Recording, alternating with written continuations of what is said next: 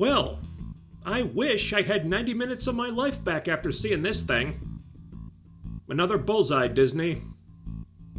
Alright, I saw the movie on Tuesday, but I was visiting my brother for Thanksgiving, so I couldn't shoot the video until Saturday. I know I'm late on this one, let's just get right into it. The good news is, it's not another soulless live-action remake of an animated Disney classic. The bad news is, even when Disney's trying to be original these days, it's still pretty bad. Wish was advertised as a celebration of 100 years of Disney. Spoiler, it's not. What it really is a painfully lazy, paint-by-numbers, derivative rehash of 100 years worth of tired Disney tropes that does loads of blatant, shameless pandering to the social media crowd, ticks a whole bunch of boxes on the diversity checklist while actual character was left mysteriously blank, and has absolutely nothing new, original, or even interesting to offer anyone. In other words, it's modern Disney in a nutshell. Just about everything Disney animation was famous for decades feels like it was done dirty here. Like the animation itself. This movie looks very strange. While I was watching, I said to myself, why does the animation look so weird? I can't put my finger on it, but something is just off about this. Then I looked it up later, and apparently it was made with a combination of traditional hand-drawn stuff and computer animation. Well, I don't know if they had too much of one and not enough of the other, or if it was just like oil and water, but something about the mix of these two things just didn't work. Not that it was ugly exactly, but it kind of felt like a training wheels version of what it should have been. There's nothing dynamic or interesting or fun about the visuals or the way characters move and interact with their environment, even during the musical numbers. It's all just so incredibly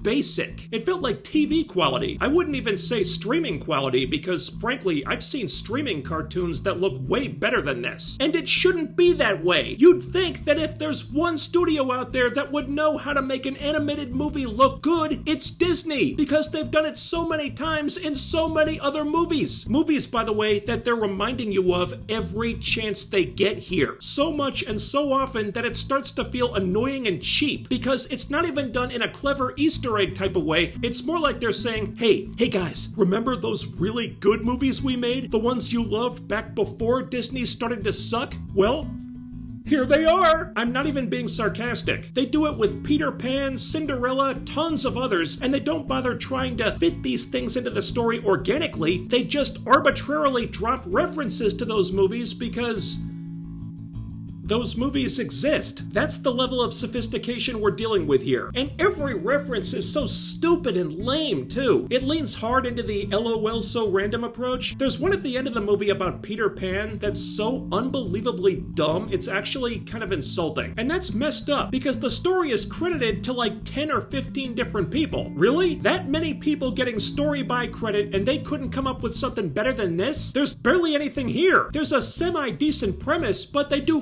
nothing with it. The premise is there's this king with the magical power to grant wishes. So all the people in the kingdom give him their wishes, he grants the ones he wants to grant, and just keeps the rest of them because the movie needs a plot. And there's this girl, Asha, who's all, well, if you're not gonna grant the wishes, why don't you just give them back? Because once they give him their wishes, the people can't remember them. It doesn't cause anything bad to happen, mind you, they just can't remember what they wished for. That's it. But he doesn't want to give the wishes back. Then Asha wishes on a star, the star comes to life somehow, it does a bunch of kooky magical shit, and then, to be honest, not much happens after that. This isn't the worst idea on paper, but they do so little with it, it's embarrassing. The story comes off like they barely put any thought into this at all. They make such a big deal out of these wishes and how supposedly a person is missing a part of themselves without their wish. Not that we see that, mind you, they just tell us that's how it works. But then we see some of the actual wishes, and they're just really lame and stupid. One woman wishes to be able to create beautiful dresses for all the women in the kingdom, so the king uses his magic to create for her a pair of scissors. Seriously? That's what you used your wish for? You didn't have f***ing scissors at home that you could use? And stuff like this happens often enough that you'll be calling bullshit so fast. Why are people giving their wishes to the king in the hopes that he'll use magic to grant them when what they're wishing for is stuff they could very easily achieve themselves with almost no effort at all? For f***'s sake, lady, you want to make dresses? Here, check this out. Boom! I just granted your wish. I can do magic. Abracadabra, bitches! The one they focus on the most is Asha's grandfather's wish, and that one's even stupider, because it's something that he can and does do so easily without even needing to work for it or even try that hard, that the fact that he ever wasted magic on it in the first place is kind of pathetic. Hell, it made me think less of this character, not sympathize with him. I mean it. What is the big deal about these stupid f***ing wishes if the only ones the movie shows us are just a bunch of pointless, trivial bullshit? And are any of these characters doing that badly because they can't remember their wishes? Not really. One guy is a little bit mopey, but that's it. And why do they need their wishes back so badly if most of the characters we're privy to can easily get what they want without them? I don't know. But for some reason, Asha thinks these wishes are super fucking important. And they push that angle really hard because, well, it's pretty much all the character she has. Which means Asha is just fucking boring as a protagonist. There's nothing to her. She doesn't really have an arc. She just does stuff. She sees something she thinks is wrong, she tries to make it right, she's proven right for doing so, she's validated for being right, rewarded for being right, and that's it. Her whole character, and the movie frankly, feels like it was made to cater directly to the Gen Z Tumblrina crowd. Those self-righteous twats who think they're always right about everything and have nothing to learn and need constant validation and are always whining about diversity and identity politics and how straight white dudes are the devil, and the songs are just insufferable fucking cringe. Listen to the lyrics on these things. One of them is about how Asha has to open the eyes of all the people who are ignorant to the lies they believe, but when she speaks the truth, they tell her to stop, but she can't stop because she may be young, but she knows that she's not wrong, so what's the message in that? That when someone tells you you're wrong, they're the ones who are wrong, and even if you're young and stupid, you're still right no matter what, just because? I mean, that is pretty much what the movie tells us, especially with the king, who, once you hear his backstory and his reasons for doing the things he does, really doesn't seem like that bad of a guy until the movie starts bending over backwards to force him into a villain role just so Asha can be right, and they don't even do that well. We find out early on that the king had something really horrible and tragic happened to him in his past, and they set that up like it's really important, like it's gonna come back later and factor into the story and how they defeat him somehow, but it doesn't. They mention it once or twice, and then it never comes up again. And instead, at the end, they defeat the king pathetically easily by just pulling some bullshit Deus Ex Machina out of their ass. And there's another song that's clearly meant to appeal to activists. This song is fucking terrible, by the way. That's all about how the characters know the horrible truth about the evil king, and they have to rise up against him and start a revolution because all he cares about is himself and his crown and his vanity and ego.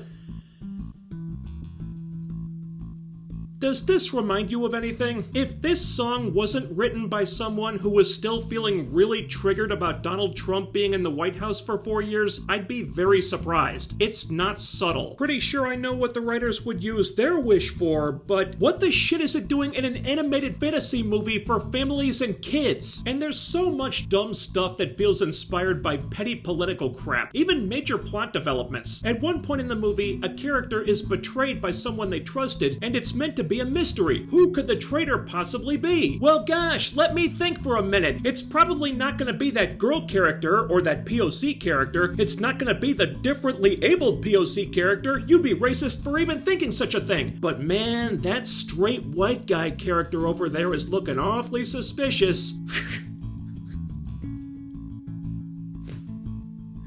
The movie thinks it's being clever with this. They think they're one step ahead of the audience. But the twist is so goddamn obvious you could see it coming from the fucking moon. And that's what happens when the movie is actually trying. Most of the time it's not even doing that much. This entire movie feels half-assed from the jump. That it took so many people to come up with a story as lame as this tells you everything you need to know about the current state of Disney. There's nothing interesting about the story. The animation looks like it took a step backwards. The script is amateurish at best. The characters are flat, the songs are obnoxious, it has no new ideas at all, and it's so focused on dropping awkward member berries about all the classic Disney movies people actually liked that it honestly starts to feel desperate. Instead of celebrating Disney and its history, the only thing Wish does is make you depressed about how far the company has fallen. Not surprising when you consider that rumor about how the movie started as the origin of the song When You Wish Upon a Star, and somehow evolved into we need to overthrow the evil king and replace him with a woman! I'm not even exaggerating. That's basically the plot of the movie. So yeah, the South Park meme is pretty applicable here. And I'm not saying for sure that Asha's gay, but she doesn't have a male love interest, so the movie's definitely not ruling it out. Put a ticket in, make a name it gay! Celebrating 100 years of Disney. What a joke. The studio embarrassed itself with Wish. There's no reason to see this thing. It'll be forgotten by the time it drops on Disney Plus. And now, my only wish is that I had my money and my time back that this movie took from me. Do better, Disney.